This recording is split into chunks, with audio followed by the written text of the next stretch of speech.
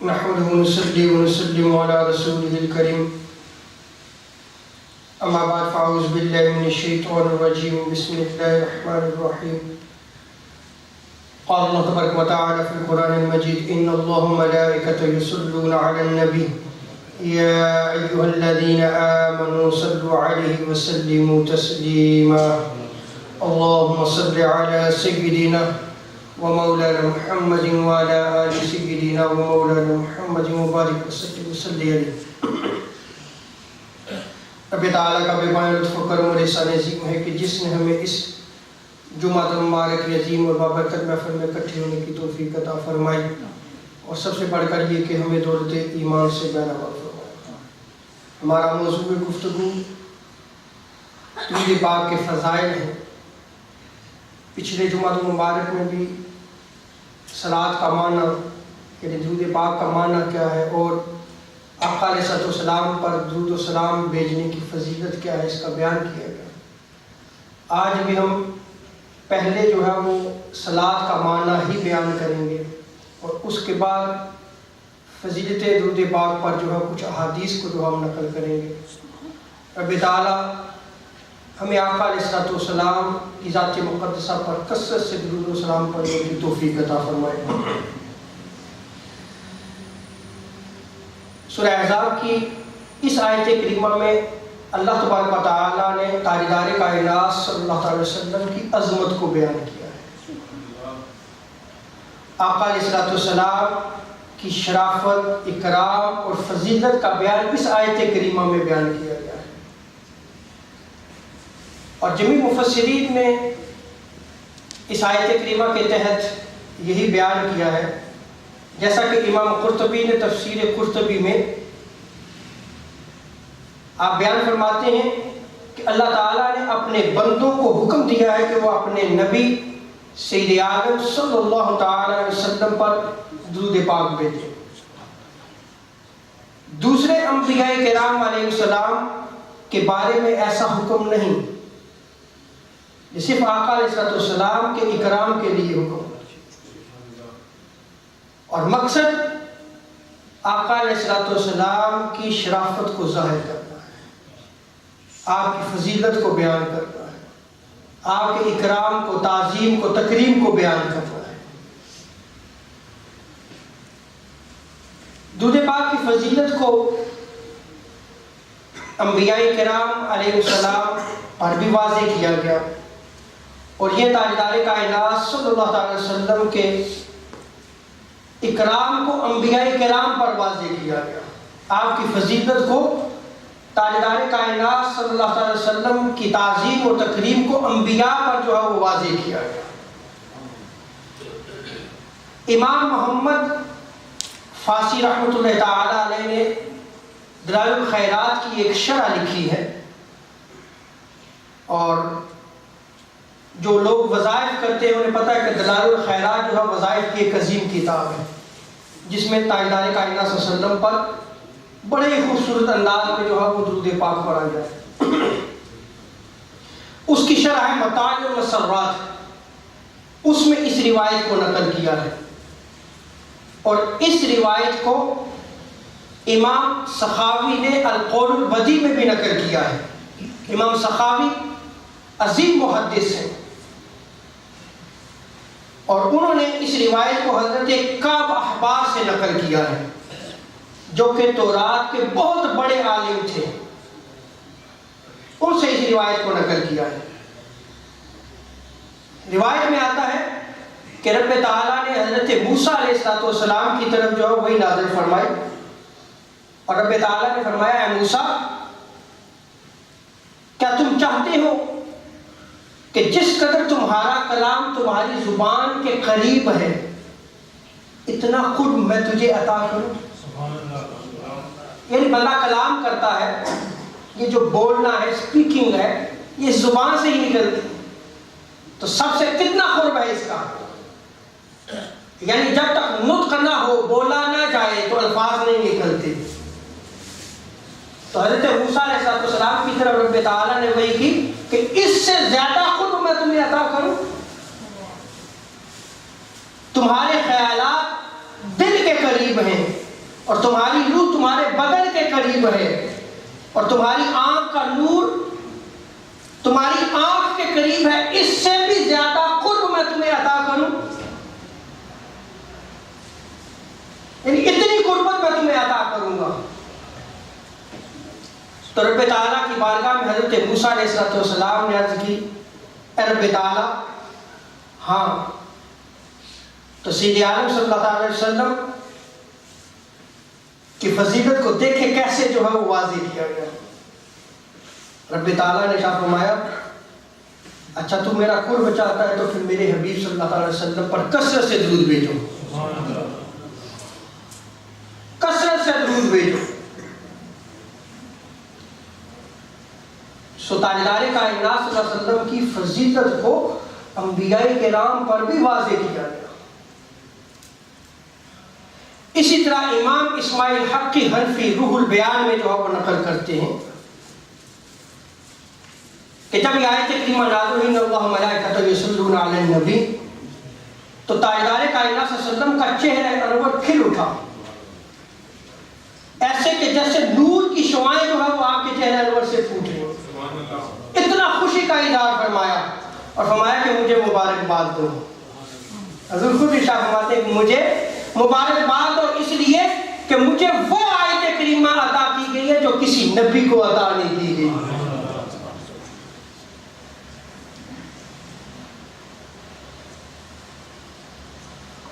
اور امام ابن اسیر الجزری جن کا وصال 606 ہجری میں ہوا، 606 ہجری میں آپ وصال فرماتے ہیں۔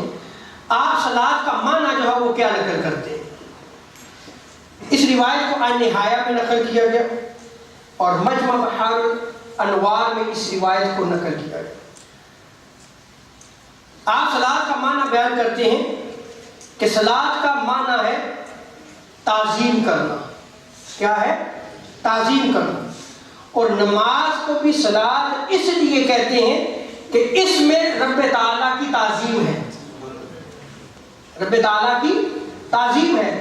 اور جب ہم نماز پڑھتے ہیں اور نماز کے آخر میں جب التحیات للہ والصلوات والطیبات پڑھتے ہیں، اب جو والصلوات پڑھتے ہیں ہم، تو یہ ہم اللہ کی تعظیم کر رہے ہیں، اللہ کی تعظیم کی انتہا کر رہے ہیں۔ اور اس سے مراد رب تعالیٰ کی تعظیم ہے۔ اور جب ہم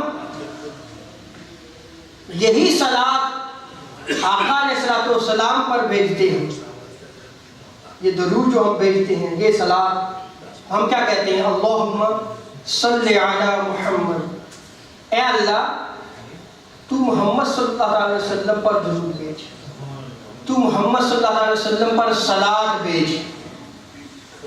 اس کا معنی ابن العقیق جزری بیان فرماتے ہیں کہ اے اللہ تو تاجدار کائنات صلی اللہ علیہ وسلم کا ذکر دنیا میں بلند کر کے آپ کی تعظیم فرما۔ یہ صلاۃ کا معنی ہے۔ فرماتے ہیں کہ صلاۃ کا معنی یہ ہے کہ اے رب تعالیٰ تو تاجدار کائنات صلی اللہ علیہ وسلم کا پیغام، میسج پوری دنیا پہ غالب فرما۔ اے اللہ تو تاجدار کائنات صلی اللہ علیہ وسلم کے دین کو قیامت تک محفوظ رکھ۔ اور اے اللہ آخرت میں تاجدار کائنات صلی اللہ علیہ وسلم کی امت کے لیے آپ کو جو ہے وہ باعث شفاعت بنا، اور آپ کے ثواب کو 2 گنا 4 گنا فرما۔ ہم یہ جو ہے وہ رب کی بارگاہ میں جو ہے وہ عرض کرتے ہیں کہ رب تعالیٰ تو صلاۃ فرما، تو درود بھیج۔ یہ معنی ہے اس صلاۃ کا۔ اور اسی طرح آپ فرماتے ہیں کہ جب رب تعالیٰ نے ہمیں حکم دیا، اب توجہ چاہوں گا میں چونکہ صلاۃ کا معنی ہے، جب رب تعالیٰ نے ہمیں حکم دیا ان اللہ وملائکۃ یصلون علی النبی، کہ بے شک اللہ اور اس کے فرشتے جو ہے وہ نبی پاک صلی اللہ علیہ وسلم پر درود بھیجتے ہیں، تو تم بھی جو ہے وہ درود بھیجو، تم بھی صلاۃ بھیجو۔ امام ابن الاسیر جزری رحمۃ اللہ تعالیٰ فرماتے ہیں کہ ہمیں معلوم نہیں تھا کہ آپ کا مرتبہ کیا ہے، آپ کا مقام کیا ہے، ہمیں اس کا علم نہیں ہے کہ ہم آپ پر جو ہے وہ کس طرح صلوات بھیجیں، کس طرح درود بھیجنا چاہیے۔ تو ہم نے صلوات پڑھنے کو اللہ تبارک و تعالیٰ کے سپرد کر دیا۔ ہم نے صلوات پڑھنے کو اللہ کے سپرد کر دیا۔ اللہم صلی علی محمد، اللہ تو صلوات بھیج محمد صلی اللہ علیہ وسلم۔ ہم آپ کے مقام کو نہیں جانتے تھے، ہم کیسے جو ہے کہ مقام کو نہیں جانتے، آپ کے مرتبہ کو نہیں جانتے، تو پھر ہم کیسے جو ہے وہ آپ پر درود پاک اور صلوات بھیجیں۔ ہم نے کہا اللہ تو اپنے حبیب کے مقام و مرتبہ کو بہتر جانتا ہے، تو اپنے حبیب صلی اللہ علیہ وسلم کی شان کے مطابق جو ہے تو خود ہی ان پر درود بھیج۔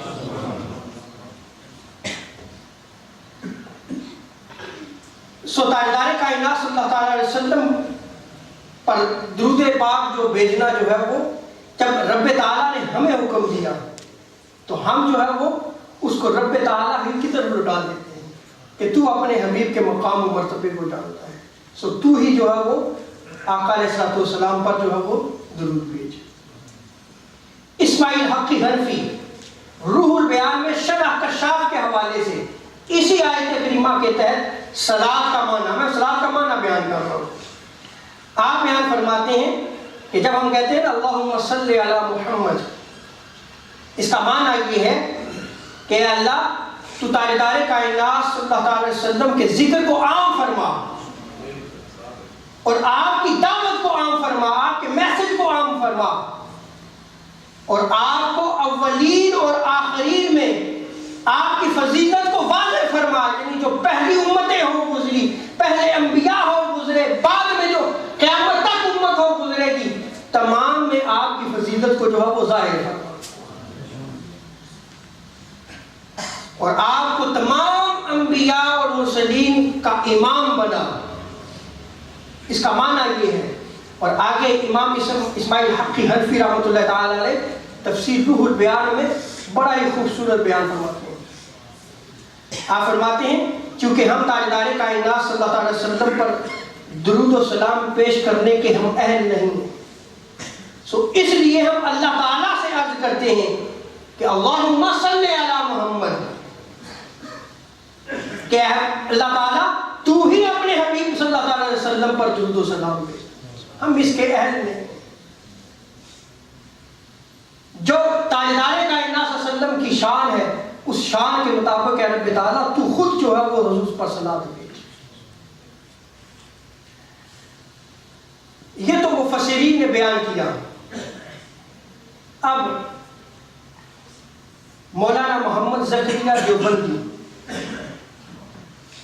فضائل اعمال کے جز فضائل درود پاک، درود شریف کے جو فضائل ہیں اس کے جز میں آپ جو ہے وہ امام نیشا پوری کے حوالے سے ایک روایت نقل کرتے ہیں اسی صلوات کا معنی کے حوالے سے۔ اب میں وہ الفاظ بھی نہیں نقل کر رہا ہوں۔ نیشا پوری کے حوالے سے آپ بیان کرتے ہیں کہ اللہ تعالیٰ نے ہمیں حکم دیا کہ نبی پاک صلی اللہ علیہ وسلم پر درود بھیجو، اور ہم اس حکم کی تکمیل اس طرح کرتے ہیں اللہم صلی علی محمد، اے اللہ تو بھیج۔ اللہ نے ہمیں حکم دیا کہ تم بھیجو درود، ہونا تو ایسے چاہیے تھا ہم پڑھیں اصلی علی محمد، ہم جو ہے محمد صلی اللہ علیہ وسلم پر درود بھیجتے ہیں، لیکن جب رب تعالیٰ نے حکم دیا تو ہم حکم کی تعمیر جو ہے وہ کیا کرتے ہیں اللہم صلی علی محمد، یعنی ہم الٹ کر رہے ہیں۔ رب تعالیٰ فرماتا ہے کہ تم بھیجو، ہم کہتے ہیں اللہ تو بھیج محمد صلی اللہ علیہ وسلم پر صلوات۔ یہ ساری بات اسی طرح انہوں نے لکھی ہے۔ اب اس کا جواب جو ہے وہ مولانا محمد زکریا دیوبندی دیتے ہیں کہ اس کا جواب یہ ہے کہ تاجدار کائنات صلی اللہ علیہ وسلم کی پاک ذات میں کوئی عیب نہیں، پاک ذات میں کوئی عیب نہیں، اور ہم سراپا عیوب و نقائص ہیں، یعنی ہمارے اندر عیب موجود ہے، نقص ہے، غلطیاں ہیں، خطائیں ہیں، ہم غلطیوں کے پتلے ہیں۔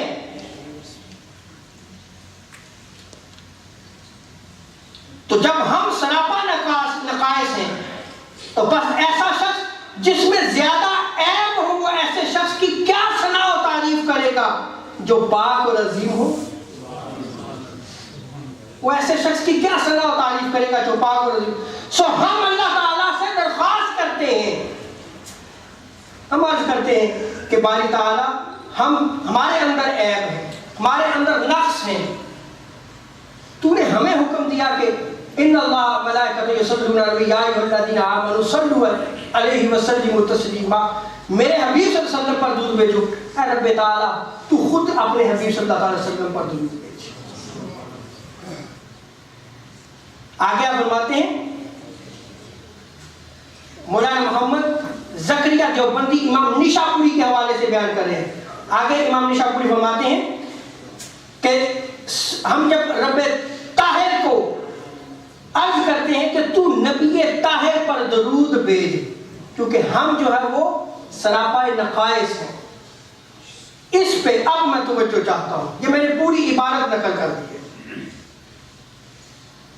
اب حضور صلی اللہ علیہ وسلم کی ذات پاک پہ کوئی عیب نہیں ہے، کوئی عیب اور نقص نہیں ہے، تو جو حضور صلی اللہ علیہ وسلم کی ذات پاک میں عیب اور نقص تلاش کرے وہ بے ایمان ہے، گویا اس میں خود نقص ہے۔ میں نے اپنی عبارت نہیں پیش کی، میں نے فضائل اعمال کا حوالہ دیا ہے، مولانا زکریا کاندھلوی نے امام نشاپوری کے حوالے سے بیان کیا ہے۔ تو اب اگر کوئی شخص تاجدار کائنات صلی اللہ علیہ وسلم کے علم غیب کے عیب اور نقص تلاش کرتے ہوئے یہ کہے کہ نبی کے علم سے شیطان کا علم زیادہ ہے،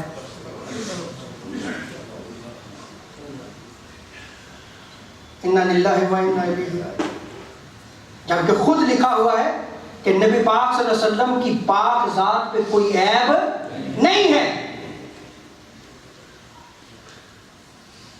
اور جو شخص تاجدار کائنات صلی اللہ علیہ وسلم کی شان نورانیت کا منکر بن کر حضور صلی اللہ علیہ وسلم کو اپنے جیسا کہے، وہ نقص تلاش کر رہا ہے۔ جب اپنے جیسا کہہ رہا ہے تو نقص تلاش کر رہا ہے، اور حضور میں نقص نہیں ہے، عیب نہیں ہے۔ کیا فرماتے ہیں؟ پس ایسا شخص جس میں زیادہ عیب ہو وہ ایسے شخص کی کیا ثنا و تعریف کرے جو خود ذات جو ہے وہ پاک اور عظیم ہے، اس کی کیا تعریف کرے؟ سو جو نقص تلاش کرتے ہیں وہ خود نقص والے ہیں، وہ خود عیب والے ہیں، بے ایمان ہیں۔ حضور کی ذات مقدسہ میں کوئی عیب نہیں۔ آج اگر ہم اپنے حال کو دیکھیں تو ہر شخص پریشان حال ہے، غم میں مبتلا ہے، اور اکثر اوقات جو ہے وہ پوچھا جاتا ہے کہ جی ایسا وظیفہ دیا جائے جس سے ہمارے غم دور ہو جائے۔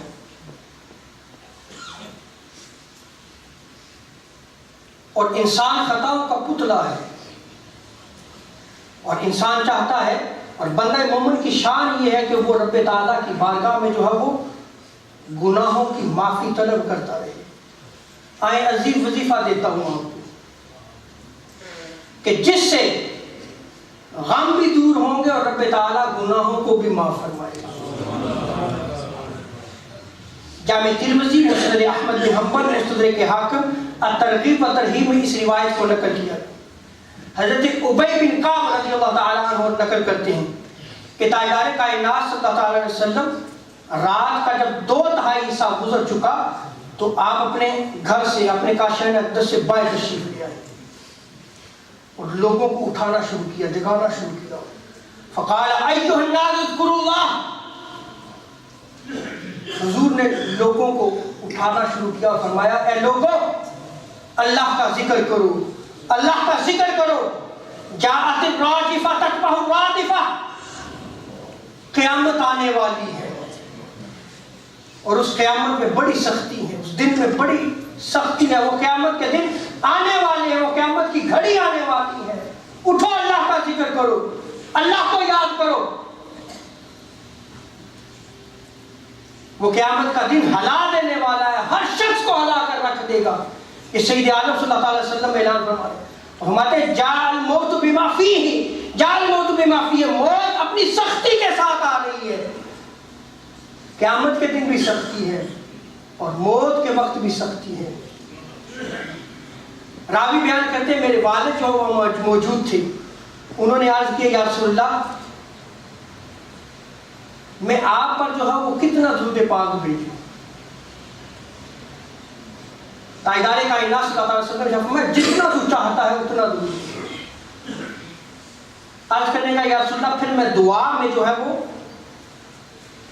چوتھائی حصہ جو ہے وہ میں آپ صلی اللہ علیہ وسلم پر جو ہے درود پاک بھیجوں، آدھا چوتھائی، اور پھر جو ہے وہ 3/4 کا بھی جو ہے وہ عرض کی۔ حضور نے فرمایا کہ تم اپنی دعا میں اگر اتنے حصے میں کرو اس سے بھی زیادہ کر دو، یعنی بندہ جو ہے وہ اگر دعا مانگتا ہے اور اس دعا میں ایک حصہ درود پاک کا، میں اس سے زیادہ کروں، میں عرض کی یا رسول اللہ 2 کر دوں، میں اس سے بھی زیادہ کروں، عرض کی یا رسول اللہ اس دعا کے جو 4 حصے ہوتے ہیں میں 3 حصے جو ہے وہ آپ پر درود پاک میں اس سے بھی زیادہ کروں۔ عرض کرنے لگا کہ یا رسول اللہ پھر میں ہر دعا میں صرف آپ پہ درود و سلام ہی بھیجوں گا پھر۔ تو اس وقت تاجدار کائنات صلی اللہ علیہ وسلم نے فرمایا قال اذا تکفیہم، اگر تو ایسا کرے گا تو پھر تیرے غم دور ہو جائیں گے، تیرے غم دور ہو جائیں گے، وَيَغْفِرْ لَكَ ذَنْبَكَ، اور رب تعالیٰ تیرے گناہوں کو معاف فرما دے گا، تیرے گناہوں کو بخش دے گا۔ اور حضرت ابو کاہل بیان کرتے ہیں اس روایت کو، امام طبرانی نے موجب الکبیر میں، مجموع الزوائد میں بھی اس روایت کو نقل کیا گیا، ترغیب و ترہیب میں بھی نقل کیا گیا، امام اسقلانی نے اصابہ میں نقل کیا ہے کہ تاجدار کائنات صلی اللہ علیہ وسلم نے فرمایا اے ابو کاہل جان لے کہ جو شخص 3 دفعہ دن کو اور 3 دفعہ رات کو مجھ پر شوق اور محبت کے ساتھ درود پاک پڑھتا ہے، شوق اور محبت کے ساتھ مجھ پر درود پڑھتا ہے، تو اللہ تعالیٰ اس بندے کے اس رات اور دن کے گناہوں کو جو ہے وہ معاف فرما دیتا ہے۔ کتنی دفعہ درود پڑھنا ہے؟ صرف 3 مرتبہ، لیکن شرط کیا ہے؟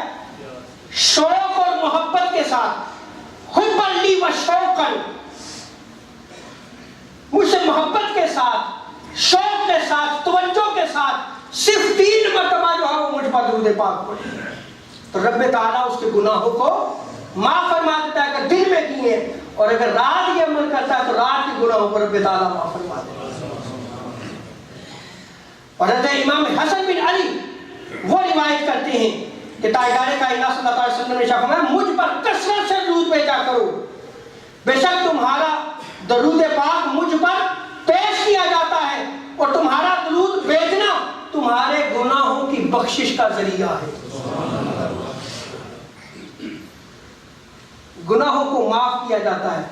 اب وہ جو روایت میں نے نقل کی نا کہ محبت اور شوق کے ساتھ، اس کی شرح میں ہم کرنے لگا کہ کس طرح شوق اور محبت کے ساتھ۔ اس روایت کو امام حلبی نے السیرۃ الحلبیہ میں نقل کیا ہے اور امام سخاوی نے القول البدیع میں نقل کیا ہے، اور مولانا زکریا دیوبندی نے فضائل اعمال کے جز فضائل درود پاک میں اس روایت کو نقل کیا ہے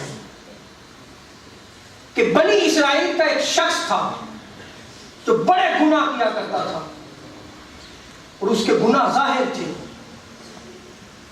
اتنا زیادہ گناہ گار تھا، جب وہ مر گیا تو لوگوں نے اس کو جو گندی زمین تھی جو جہاں گندگی کا ڈھیر تھا وہاں پھینک دیا اس کی لاش۔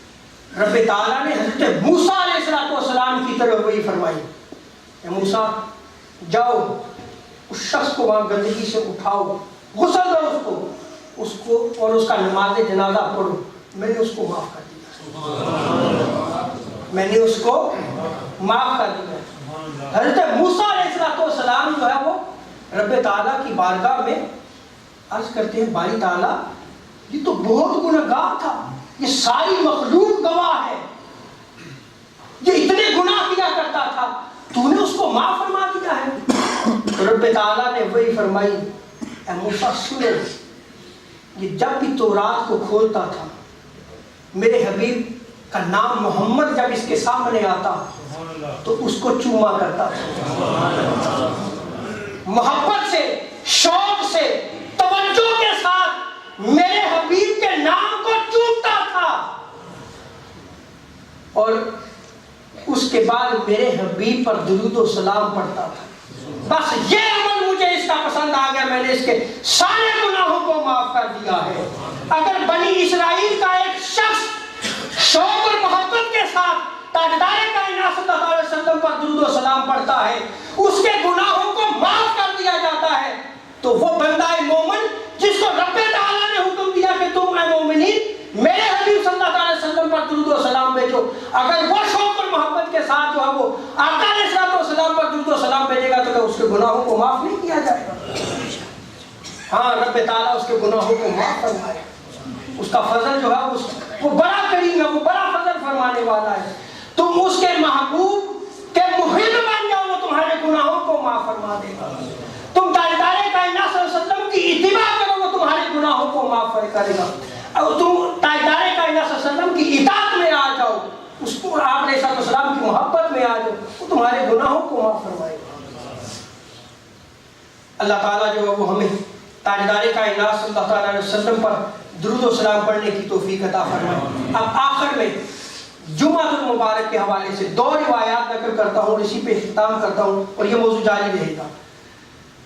تاجدار کائنات صلی اللہ علیہ وسلم ارشاد فرماتے ہیں کہ جو روز جمعہ 80 times 80 مرتبہ مجھ پر درود پاک بھیجے، میں اس کے 80 سال کے گناہ معاف فرما دوں۔ 80 سال کے گناہ، اور کتنی مرتبہ پڑھنا ہے؟ 80 times۔ اور دوسری روایت میں آتا ہے کہ جو روز جمعہ مجھ پر 200 مرتبہ 200 times درود پاک بھیجے، رب تعالیٰ اس کے 200 سال کے گناہ معاف فرما دے۔ وما علیک الا البلاغ المبین۔